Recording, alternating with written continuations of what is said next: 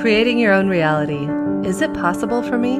I am Jennifer K. Hill, the Consciousness Architect, and I am here to tell you that it's not only possible, it's closer than you might think. Welcome to the show. Welcome. Thank you so much for joining us today for another conversation at the intersection of cutting-edge science and spirituality. I am Jennifer K. Hill, co-founder of om-heals.com, here with you today along with Dr. Deepak Chopra and Professor Don Hoffman, as we explore a special episode called What is Real, Really? The New Frontier of Consciousness as Explored through Vedantic and Scientific Perspectives. Today we have with us Dr. Deepak Chopra. He is founder of the Chopra Foundation, a nonprofit entity for research on well-being and humanitarianism, as well as Chopra Global, a modern-day health company at the intersection of science and spirituality. He is a world-renowned pioneer in integrative medicine and personal transformation, as well as the author of over 91 books, including his most recent book, Abundance. It provides an enlightening guide to success, fulfillment, wholeness, and plenty, offering practical advice on how to cultivate a sense of abundance in times of fear and insecurity. As well as Don Hoffman. Don received his PhD from MIT and is a professor emeritus of cognitive sciences at the University of California, Irvine.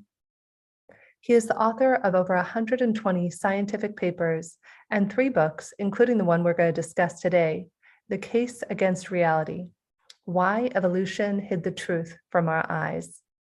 He received recently a distinguished scientific award of the American Psychological Association for early career research and the Rustum Roy Award of the Chopra Foundation, as well as the Troland Research Award of the U.S. National Academy of Sciences. His writing has appeared in the Scientific American, New Scientist, LA Review of Books, and Edge, and his work has been featured in Wired, Quanta, The Atlantic, Ars Technica, National Public Radio, and many others.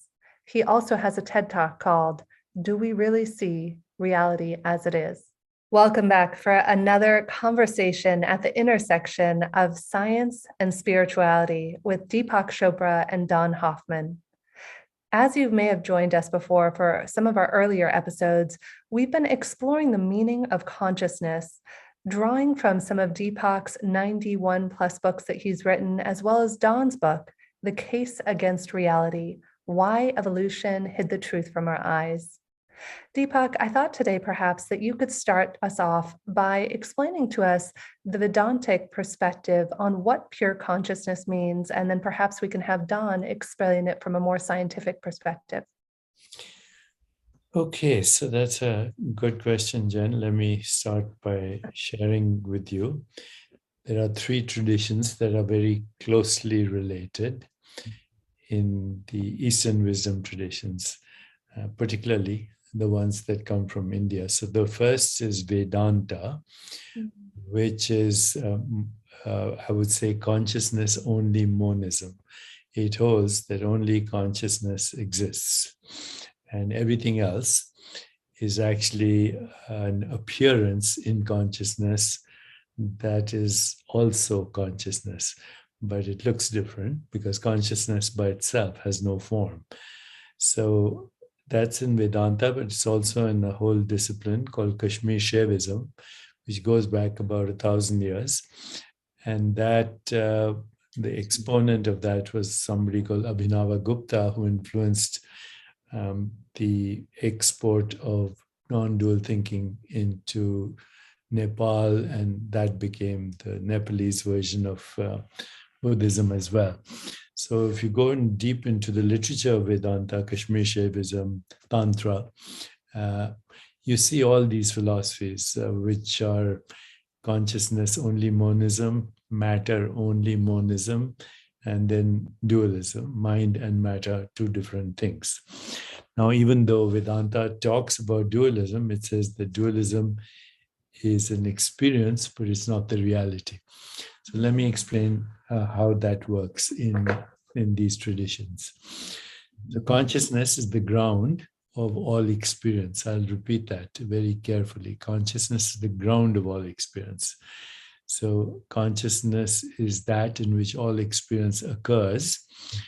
All experience is known, but also out of which all experience is made. That third part is very important.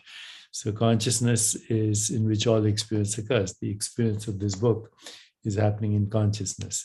The experience of this hand is happening in consciousness. Where else could it be happening? It's not happening in the brain because there's no experience in the brain. There are no colors in the brain. There are no forms in the brain. There are no shapes in the brain. There's no sound in the brain. Nothing that we can call experience can actually be seen or even experienced in the brain. What we find in the brain are what are called neural correlates of experience. But even those are an experience. Somebody has to experience the neural correlates of experience to call them neural correlates. So even the brain is an experience in consciousness. So once again, consciousness is that in which all experience occurs, all experience is known, out of which all experience is made.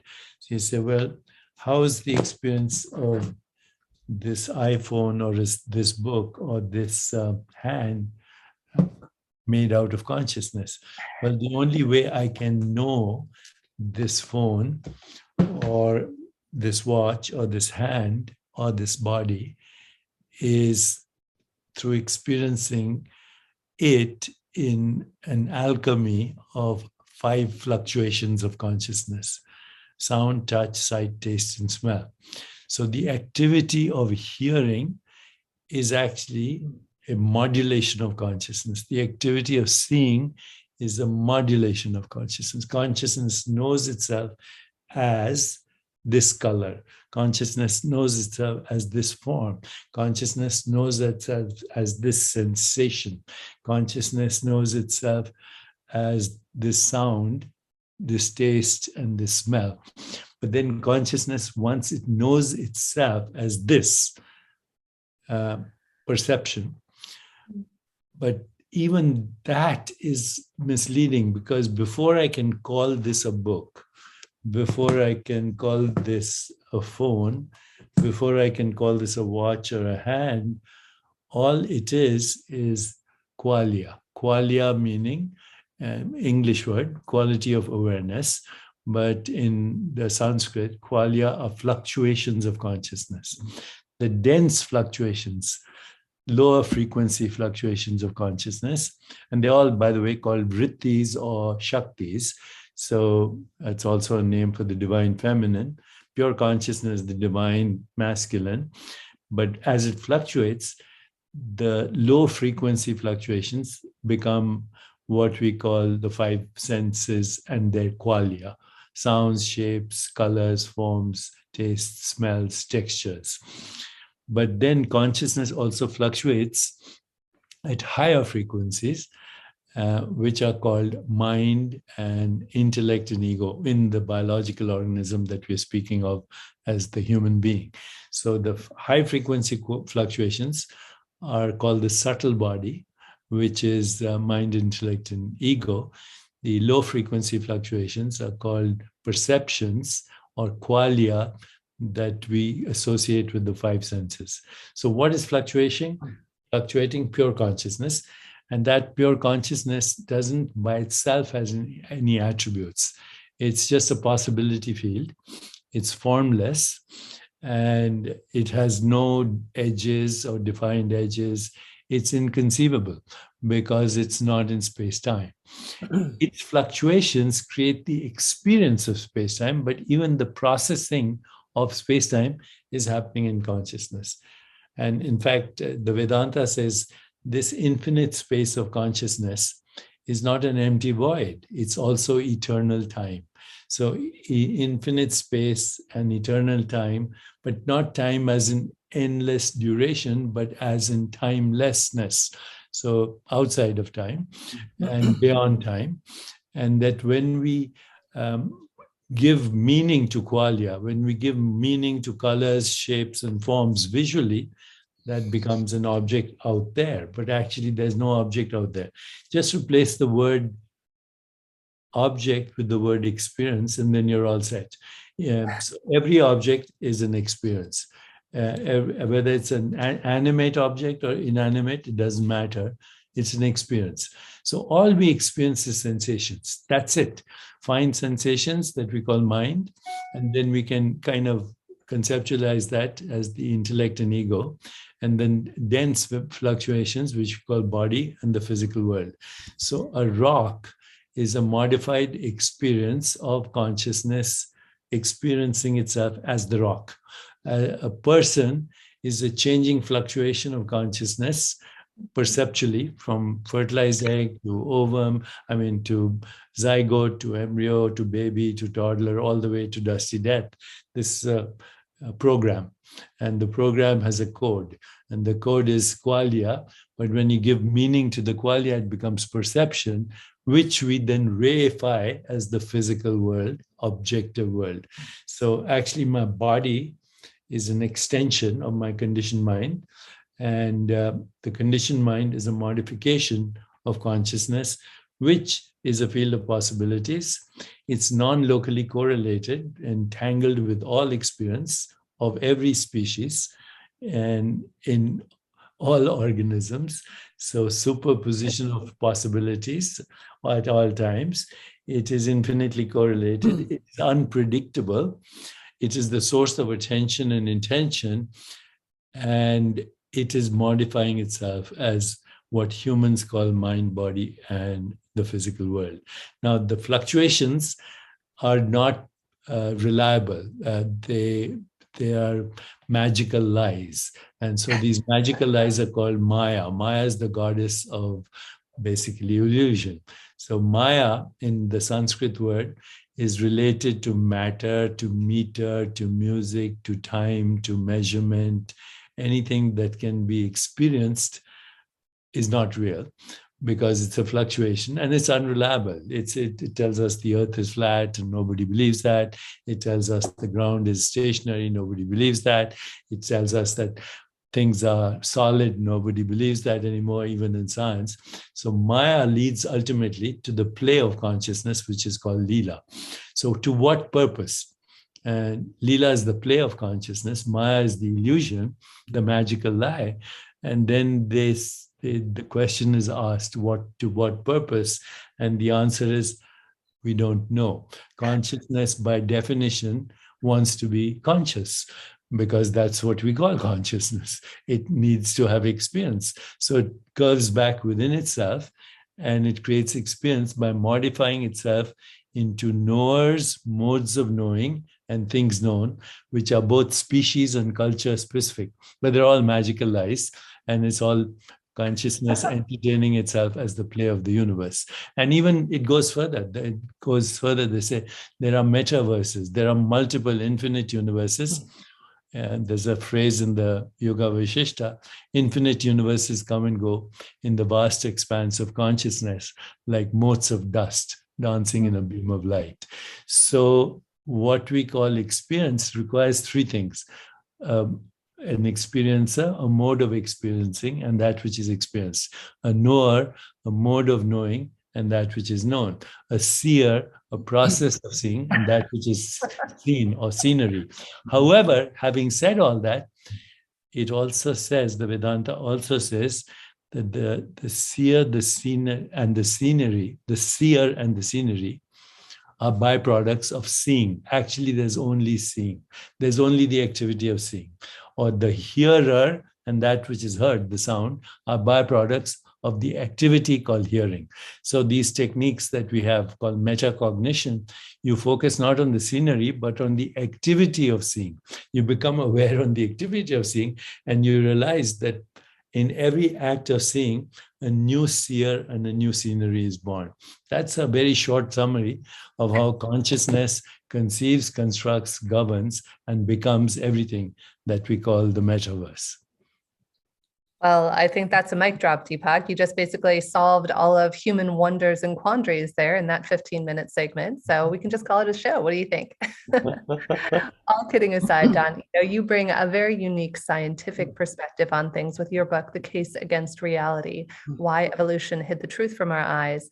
If you could extrapolate for us, perhaps, on your perspective, just to tie it back in case somebody may have missed one of our earlier episodes, on the scientific perspective of consciousness, as you allude to in the book, that what we're seeing is really not the truth, and that we have not evolved to see the capital T truth, but rather for fitness points and survival. Very good. Well, thank you, Jennifer, and thank you, Deepak. That was a wonderful summary of those points of view, and a very beautiful summary. And science, I think, has been studying what you called the reification of the perceptions.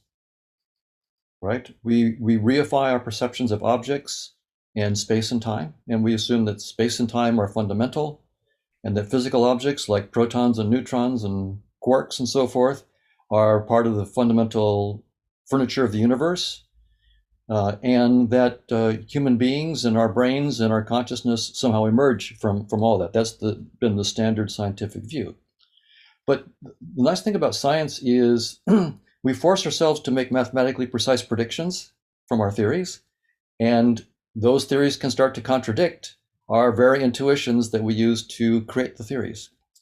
And so evolution by natural selection is one of those theories where we came into the theory assuming that space and time are fundamental, creatures and organisms are fundamental, and they're in a struggle for survival, and we wrote down the equations for that. And it turns out when you look at those equations, they entail that the sensory systems of all organisms were evolved not to show the truth, but to show only fitness consequences of your actions. So the probability, according to evolutionary theory, that space and time and physical objects are the fundamental reality, the probability of that is zero, precisely zero. Now, evolutionary theory doesn't tell us what the reality is. It just tells us that whatever the reality might be, sensory systems of organisms were not shaped to see it. With probability zero, they were shaped to see it. So that aligns pretty well with what you were saying from the spiritual traditions, that space and time are not fundamental. They're just forms. And the way I put it is that they're just part of a user interface from the evolutionary point of view. And we get the same conclusion from physics, which of course physics has been for centuries the study of what happens in space and time, or more recently what happens in space-time when we unite space and time. But now our best theories, quantum theory and relativity theory, special and general, together tell us, as various physicists now put it, that space-time is doomed. Nima Arkani Hamed, among them, is one of the more prominent voices. Space-time is doomed, and physicists are now looking for a reality beyond space-time, beyond space and time both, not just space, but beyond time as well. And they don't have it yet. They're finding interesting structures, something called amplituhedron, cosmological polytopes, the sociohedron, and so forth.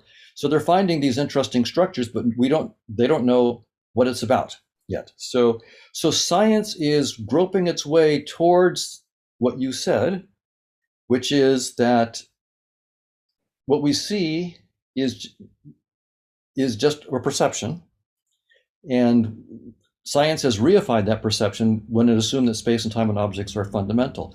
But now we're seeing, for example, in the quantum Bayesian or cubism approach to physics, Chris Fuchs, David Merman, and others, Rudiger Schack, they point out that every act of observation in physics is what they call an act of fact creation.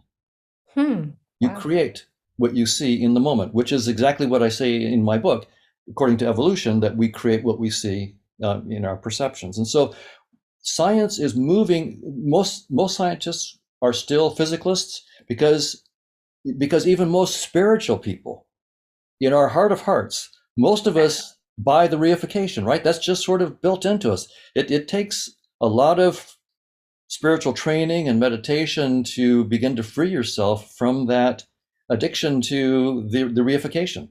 And so science is moving that in that direction. So I see a convergence. So Jennifer, and as we were speaking, this arrived in my mail yesterday, the New Scientist, the latest issue.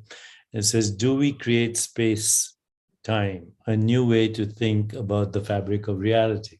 This is the latest issue of the New Scientist. And I know, Don, you've spoken at the New Scientist headquarters in England after your book. But then I started to read the article. It's by Amanda Gefter, who's a very gifted science writer. Yes. She was at one of our conferences, Sages and Scientists. You were there as well. And she wrote an extraordinary book inspired by John Wheeler. And, because John Wheeler says the boundary of a boundary is not a boundary, and that the boundary of a boundary is limitless. And she uses that in her entire book. But now she has this article, and obviously it says a lot of the things that you're talking about, including quantum Bayesianism. But, as I read this and as read everything else about even do we create space-time, it does not define who the we is, and the we, you and I would say, is a conscious agent. But she, along with everybody else, the we is a conscious observer that's an embodied person. But what you and I are saying is even the person is a process in the conscious agent, along with the brain and everything else. Would you agree on that? That's right. I would say that the bodies that we're perceiving right now are simply avatars in a virtual reality that we're creating through consciousness. And I think that eventually science has the tools to do this rigorously. And I think science will eventually take the ideas that you just so nicely and clearly presented at the very start of this conversation and turn them as much as possible into mathematically rigorous ideas. I think that's in the cards. And perhaps substantial work will be done in our lifetime in that direction. Science has the tools to start to write down mathematical models of consciousness. Now, I should say my own view about mathematical models in science and their limits. My own view is that Gödel's incompleteness theorem entails that there's an infinity of mathematical truths. And no finite set of axioms of a theory can ever get anywhere near being able to prove all those truths. So no scientific theory can ever capture all of the truth by a long shot. In fact, quite the opposite. Every scientific theory will only scratch the surface. And that's in principle, because no theory can ever explain. There is no theory of everything. No theory can explain everything.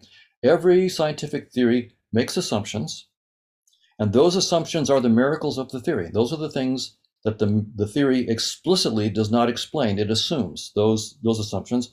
It explains other things in terms of those. And so science can never offer a theory of everything. And my interpretation of Gödel's incompleteness theorem is that the range of mathematical truths, and therefore just truths in general, is beyond anything that could be captured by a finite theory with a finite set of axioms, so science is doing something important. In spiritual traditions, they talk about using words as pointers to the truth. And I think what science can do is refine our pointers and give us far clearer pointers than we've ever had even in the spiritual tradition. So I think that's where we'll get a nice complement of activity between the spiritual and the science. The science will be able to give us much more clear pointers where the pointers tell you where they stop. See, that's the neat thing. When the pointer is so specific and rigorous and precise that it tells you, I go this far and no further. Like evolution by natural selection says, you don't see the truth, but I can't tell you what the truth is. Physics now tells us space-time is doomed, is not fundamental, but I can't tell you what is fundamental. But it does tell us where it stops. And so we're going to get this nice, I think, dialogue between science and spirituality where the rigor of science, without the hubris that we could have a theory of everything, right? We'll have to let go of that hubris. And I think Gödel sort of gave us the warning sign that we can't be hubristic about this.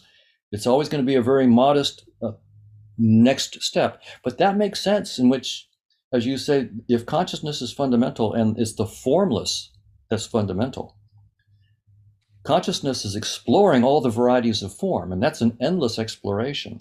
And that's effectively what we're part of right now. We're part of that exploration. And what's very interesting to me is hints that could explain why we see things like time and entropy. So for example, if we have a model of consciousness that we call a theory of conscious agents. And in that model, it's possible for us to have these conscious agents in a dynamics that has no entropy. No change, no increase in entropy, right? So the entropy is just fixed.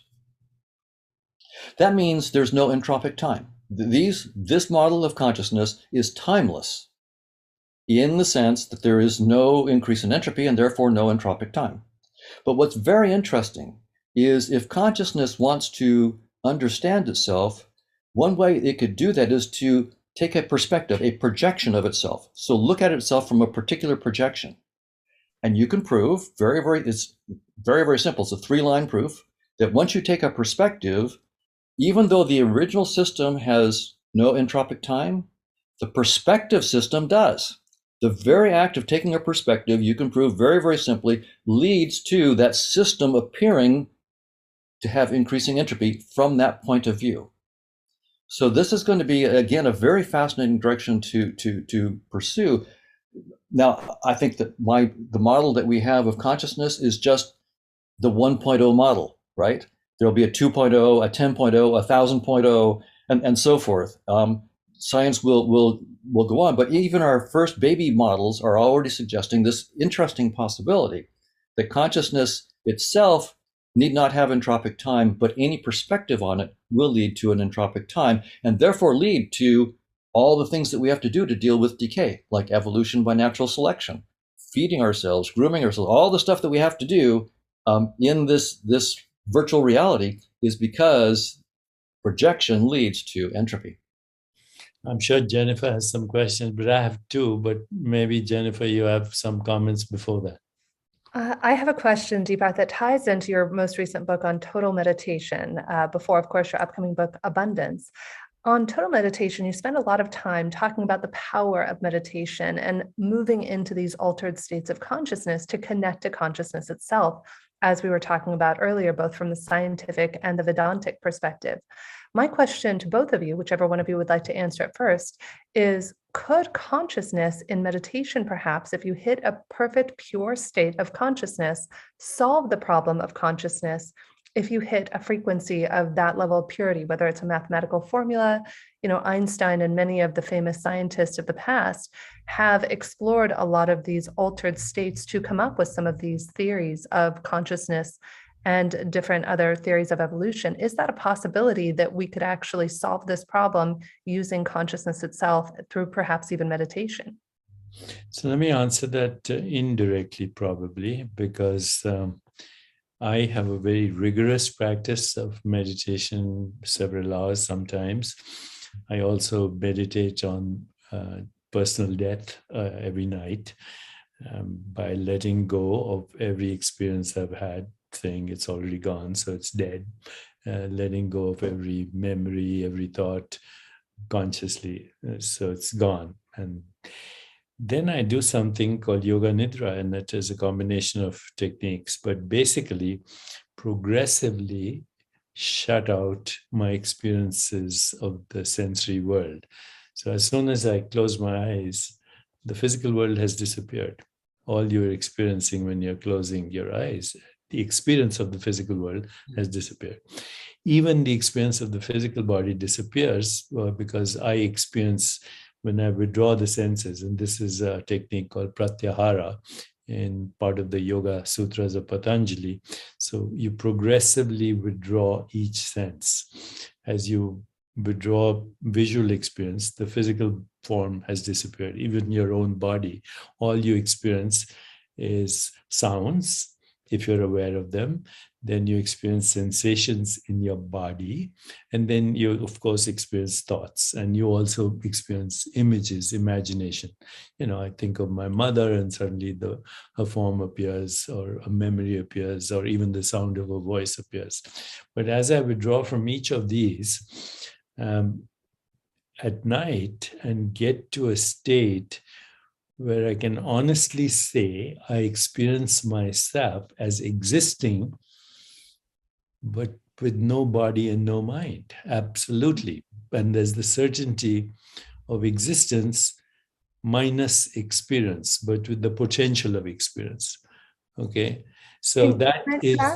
Can you go into inquiry when you're in that state, Deepak? So if you're in that state of no body, no physical form, no mind, is then you asking the question, you going back into the mind, or could you come from a state of pure consciousness to then go into inquiry in that state? No, you start with inquiry. So I start with inquiry. Who am I? Am I the changing body, or am I the awareness in which the changing body is an experience?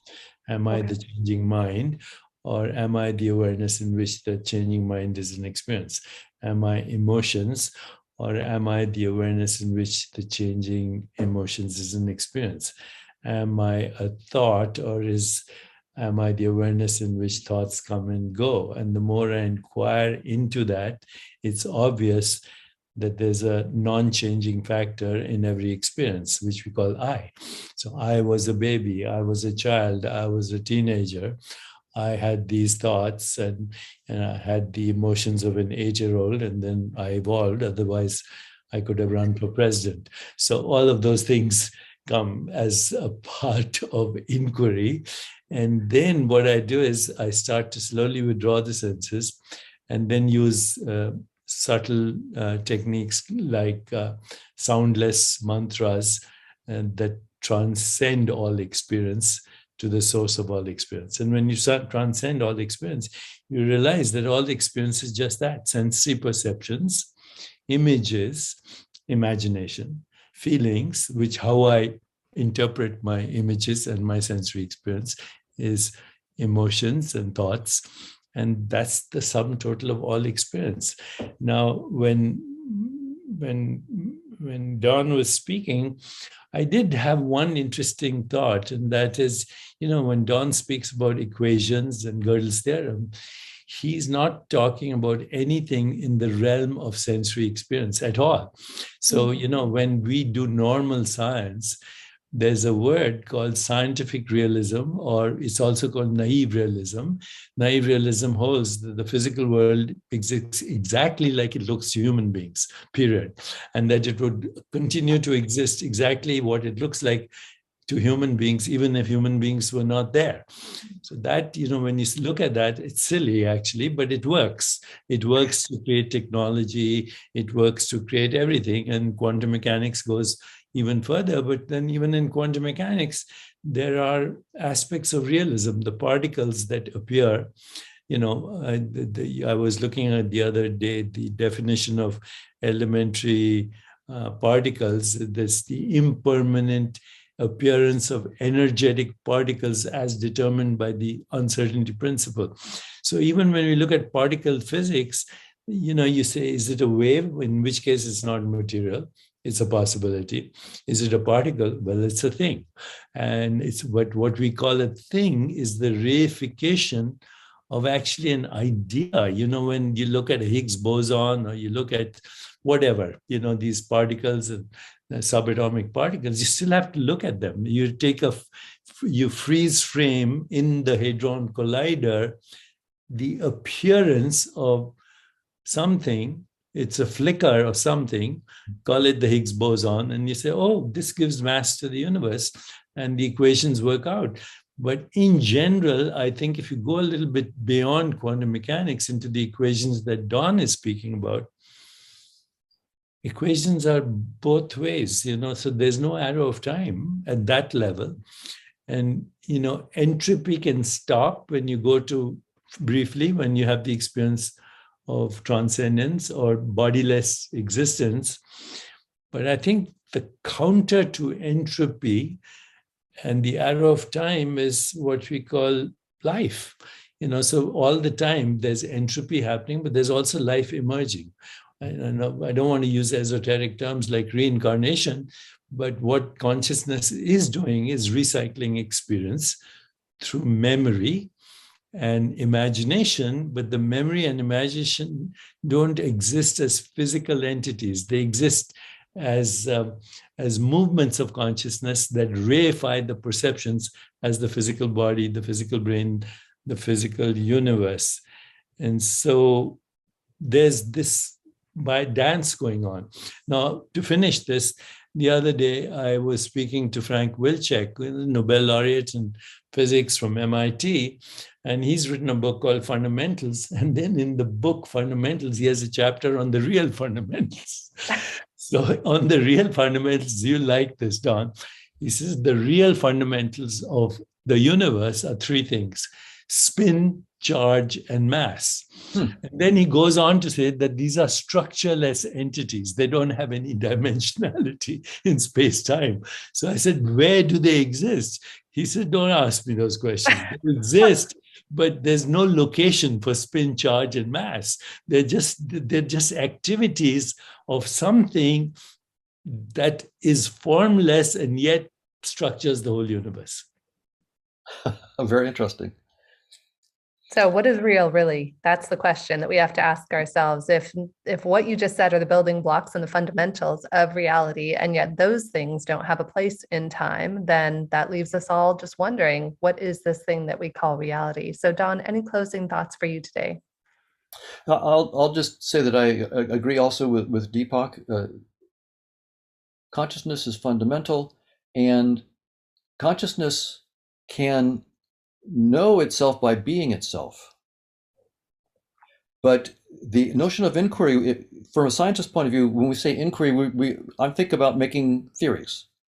And what Gödel is telling us is that there's no end to making theories. The notion of truth transcends the notion of proof. So by being conscious and being conscious aware, we're being that truth. But that doesn't mean that we can know it in the sense that science likes to know things, right? In the sense of building theories. You can know it by being it, but you can't know it by theorizing. Or to put it another way, science will forever, it's job security. We will forever be coming up with new theories because there's no end to it. So this is good news for scientists. We have job security here, but it's also good news for consciousness. What is consciousness up to? In principle, there's no end to the inquiry of self-awareness in principle. So that, if we ask what is consciousness up to, you might say, well, if it's exploring itself, it'll be done. No, in principle, you can never be done because you can never know yourself completely. So that's the interesting thing. Consciousness will always be exploring, and what we're doing here is just a tiny little part of that grand exploration. Beautiful, Don. Closing thoughts from you, Deepak? No, I think what's real is the formless, and being formless, it has to be infinite. So the Vedanta says if you can see it, touch it, taste it, smell it, think about it, conceptualize it, and imagine it, it's not real. It's based on something that is totally non-conceptualizable, but without it, there would be no concepts, no imagination, no perception. So the truth, whatever it is, cannot be expressed in words. Perhaps in mathematical symbols, we can get closer.